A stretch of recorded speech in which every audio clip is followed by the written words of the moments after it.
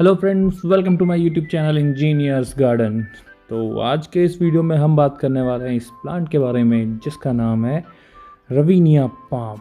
रवीनिया palm या फिर आप लोगों ने इसका नाम सुना होगा, कई जगह मजेस्टिक पाम भी बोला जाता है, बट मोस्टली जो मैंने माली लोगों से सुना है और जो नर्सरीज़ में सुना है इसका नाम, वो है रवीनिया पाम। रवीनिया पाम के नाम से लोग सेल करते हैं नर्सरी में इस प्लांट को। तो ये प्लांट एक बहुत ही ज़्यादा अच्छा दिखने वाला प्लांट है, बहुत ही सुंदर दिखने वाला प्लांट है। आप इसे इंडोर आउटडोर कहीं भी रख सकते हैं, बट मोस्टली इंडोर प्रेफर करता है क्योंकि इसे ब्राइट सनलाइट पसंद है, डायरेक्ट सनलाइट से पसंद नहीं है। तो जैसा देख रहे हैं अभी आप, ये बीच गमलों में पड़ा हुआ है। मैं इसे थोड़ा साइड में निकालता हूँ और फिर हम इसके बारे में डिटेल में बात करते हैं। तो अब मैंने इसे साइड कर दिया है। नॉर्मली मैं जो भी पॉट हैंगिंग बास्केट या गमले रहते हैं मैं उसे अपने लॉन के पास ले के दिखाता हूँ, बट ये थोड़ा बड़े साइज़ के गमले में है, इसे मैं वहाँ तक ले नहीं जा सकता था, इसलिए बस मैंने साइड कर दिया। तो चलिए तो बात करते हैं इस प्लांट के बारे में। तो ये बहुत ही ज़्यादा care free, less maintenance plant है एज ऑलवेज़। एंड पाम की जितनी भी वैरायटीज़ होती हैं उसमें ये एक तरह से सबसे लेस मेंटेनेंस वाला प्लांट है। और ये अगर आप इसे डायरेक्ट सनलाइट में रखते हैं तो गर्मियों के दिन में अगर इसे डायरेक्ट सनलाइट पर रखेंगे तो इसकी पत्तियाँ थोड़ी सूखने से लगती हैं, बट अगर आप इसे शिमी शेड एरिया में रखते हैं जहाँ दिन की कुछ घंटे की धूप पड़ती है तो इसकी ग्रोथ बहुत अच्छी होती है। ठंडी के दिन में ये डायरेक्ट सनलाइट भी देख लेता है, बट गर्मियों में सिर्फ मॉर्निंग की सनलाइट और दोपहर की डायरेक्ट सनलाइट तो बचा के रखनी है, नहीं तो पत्तियाँ सूखने लगती हैं इसकी। अगर इसे आप अपने घर के एंट्रेंस के सामने कहीं रखते हैं या फिर अगर आपके यहाँ लॉन है, गार्डन है, तो उसके एंट्रेंस पर रखते हैं तो ये बहुत ही ज़्यादा सुंदर दिखने वाला, बहुत ही अट्रैक्टिव दिखने वाला प्लांट है। पाम कैटेगरी के जो भी प्लांट्स आते हैं उनकी ग्रोथ जनरली थोड़ी स्लो होती है, और अगर आप उसे पॉट्स में लगाते हैं तो डेफिनेटली उनकी ग्रोथ थोड़ी स्लो रहेगी। अगर आप इसी प्लांट को अगर आप ज़मीन में लगाएंगे तो उसकी ग्रोथ बहुत ही ज़्यादा अच्छी आपको देखने मिलेगी, बहुत ही फास्ट ग्रोथ देखने मिलेगी। जैसा कि आप देख रहे हैं हमने पॉट में लगाया तो इसकी ग्रोथ थोड़ी स्लो रहेगी। यहाँ पे ग्रोथ तो स्लो रहती है, लेकिन इसकी जो पत्तियाँ हैं वो लंबे समय तक टिकती हैं। इसका एक जो पत्ता निकलता है वो लगभग 2 से 3 महीने तक टिक जाता है। अब अगर बात करें इसकी प्राइसिंग की तो नर्सरी में आपको डिपेंड करता है कि कैसा प्लांट ले रहे हैं आप, छोटा या बड़ा। अगर आप छोटा प्लांट लेंगे तो वो आपको लगभग पड़ेगा 150 से 200 रुपये, और अगर आप बड़े प्लांट में जाएंगे तो आपको वो काफ़ी महंगा पड़ सकता है, 350, 450 या लगभग 600, कभी कभी किसी किसी नर्सरी में ये 1000 रुपये तक भी इस प्लांट को बेचते हैं। ये पाम बाकी पाम्स की तरह पप नहीं देता। ये इसकी एक ट्रंक होती है जिसमें से इसकी लीव्स निकलती हैं, जैसा कि अरिका पाम होता है। मेरे पास अरिका पाम भी पड़ा है, मैं आपको दिखा सकता हूँ अरिका पाम। तो अरिका पाम में जो है वो नीचे से पप्स निकलते हैं। अगर आपने एक प्लांट लगा दिया है तो उसमें नीचे से और भी क्या नई पप्स निकलेंगे और नए ब्रांचेस उसकी आते जाती हैं। बट वही है जो अपना रवीनिया पाम है, उसमें सिर्फ एक यही ट्रंक होती है, इससे ही इसकी सारी लीव्स निकलती हैं। इसमें ये पफ्स नहीं देता है बाकी पाम की तरह। जैसे बम्बू पाम है उसमें भी नीचे से पफ्स आते हैं, बट इसमें ऐसे नीचे से कोई पफ्स नहीं आते हैं।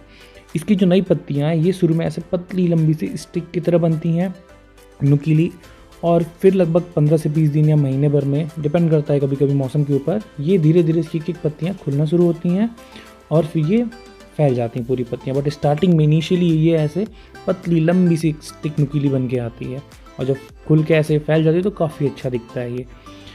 अब इसकी जो पत्तियाँ कुछ टाइम बाद जब सूखने लगती हैं तो वो देखिए कुछ इस तरह की हो जाती हैं, जिसे आप जब सूख जाए तो तोड़ के निकाल दीजिए इसे यहाँ से। अब अगर बात करते हैं फर्टिलाइज़र की, तो इससे जनरली आप कुछ भी नहीं देंगे फिर भी ये ऐसा ग्रो करता जाएगा। मेरा जो ये प्लांट है मैंने इसे लगभग 1.5 साल पहले लिया था नर्सरी से, काफ़ी छोटा प्लांट था, और 1.5 साल में मैंने इसे जनरली कोई फर्टिलाइज़र नहीं दिया है। नॉर्मली मैं इसे अगर देना हुआ तो यूरिया या गोबर की खाद थोड़ी दे देता हूँ। ये यूरिया वगैरह देने से ऐसा होता है कि इसकी जो पत्तियाँ हैं उसमें ग्रीनरी मेंटेन रहती है, अच्छी हरी हरी दिखती हैं, तो देखने में अच्छा दिखता है। बाकी अगर इसे आप कोई फर्टिलाइज़र नहीं भी दे रहे हैं तो भी ये बहुत अच्छा ग्रो करता है। मेरा जो पर्सनल एक्सपीरियंस है कि जो पाम की बाकी वैरायटीज़ हैं उन सब के कंपेयर में ये सबसे लेस मेंटेनेंस वाला प्लांट है। मैंने लगभग 1 साल से एक और पाम रखा है, जैसे मैंने आपको दिखाया अरिका पाम। वो पाम, उसको पता नहीं क्या चाहिए, क्या केयर चाहिए कि वो कभी भी उसकी पत्तियां सूख जा रही हैं, कभी भी वो नॉर्मल हो जा रहा है। बट ये एक ऐसा पाम है, इसे बिना किसी केयर के ये अपने आप ही, देख रहे हैं आप कितना अच्छा ग्रो कर रहा है। पिछले 1.5 साल लगभग हो गए इसे, ये बहुत ही अच्छा ग्रो कर रहा है, इसे कोई स्पेशल केयर की ज़रूरत नहीं है। तो मेरा पर्सनल एडवाइस है कि अगर आप पाम लेके आते हैं अपने घर में तो रवीनिया पाम लेके आइए, क्योंकि बहुत ही अच्छे से ग्रो करेगा विद लेस मेंटेनेंस। अब अगर हम बात करते हैं सनलाइट की, तो मैंने आपको पहले ही बताया कि सनलाइट, इसे डायरेक्ट सनलाइट में मत रखिए गर्मी के मौसम में। ठंड के मौसम में डायरेक्ट सनलाइट झेल लेगा, बट गर्मियों में इसे आप मॉर्निंग की 2 से 3 घंटे की धूप दे सकते हैं। बाकी इसे ब्राइट लाइट पसंद है, इंडोर भी ये सर्वाइव कर जाएगा, बट ब्राइट लाइट चाहिए जिससे कि इसकी ग्रीनरी मेंटेन रहे।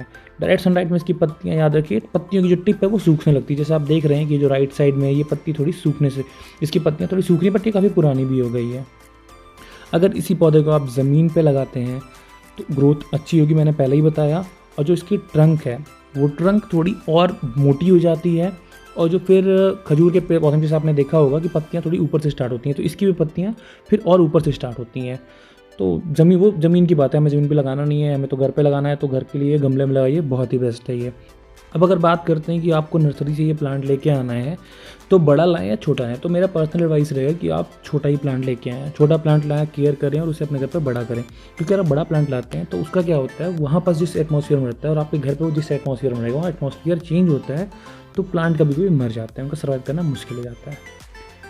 तो फ्रेंड्स, आज की वीडियो के लिए सिर्फ इतना ही। अगर वीडियो पसंद आए तो please like, share and comment, and अगर आप चैनल पर नए हैं तो चैनल को सब्सक्राइब करिए। मिलते हैं नेक्स्ट वीडियो में किसी नए प्लांट की डिटेल इन्फॉर्मेशन के साथ। तब तक के लिए बाय बाय।